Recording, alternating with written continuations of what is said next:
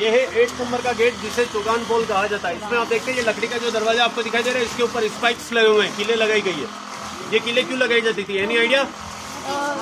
हाथी से दरवाजा तोड़ा जाता था, तो हाथी के हाइट के अकॉर्डिंग ये कीले लगा दी जाती थी, जिससे कि हाथी का दरवाजा नहीं तोड़ पाए। पर दुश्मन क्या दूसरी टेक्निक्स भी यूज किया करते थे। वो क्या करते थे, जब ऐसी कीले लगा दी जाती थी और हाथी क्या सबसे शक्तिशाली जानवर होता था और युद्ध में काफी काम भी आता था, तो उसे बचाने के लिए कैमल का सैक्रिफाइस किया जाता था। वो क्या करते थे, इन स्पाइक्स के ऊपर फ्लैट रूप में कैमल को खड़ा करते थे और फिर हाथी से प्रेस करवाते थे, जिससे कैमल तो मर जाता था, हाथी बच जाता था और दरवाजा भी टूट जाता था।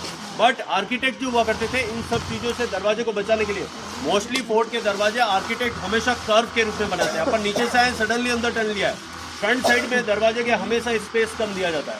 वो इसलिए कि प्रॉपर एक तो हाथी वहाँ पे खड़ा नहीं रह पाए, सेकंड थिंग किसी भी चीज़ से अगर दरवाजे को तोड़ना है तो उसे फोर्स क्रिएट करना होगा, जो कि फ्रंट साइड में स्पेस ही अवेलेबल नहीं होता।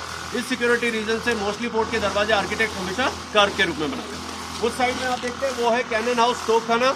15वीं सेंचुरी में जब फोर्ट बना था, इंडिया के अंदर कैनन्स नहीं हुआ करती थी। इंडिया के अंदर कैनन्स कब आई, एनी आइडिया? नहीं, गलत।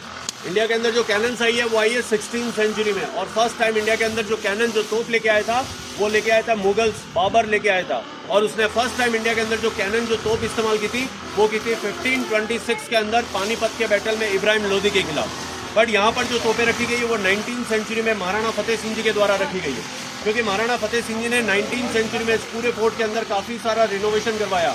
उसमें से सबसे प्रमुख पार्ट, मेन पार्ट जो मैंने बताया, ऊपर का हिस्सा जिसे कटारगढ़ कहा जाता है, वो कटारगढ़ जो था वो 19वीं सेंचुरी में ऑलमोस्ट जर्जर अवस्था में हो चुका था, लगभग टूट चुका था। तो महाराणा फतेह सिंह जी ने उसका पूरा रिनोवेशन करवाया और उस पूरे प्रीमाइस का नाम कटारगढ़ की जगह रखा गया बादल महल।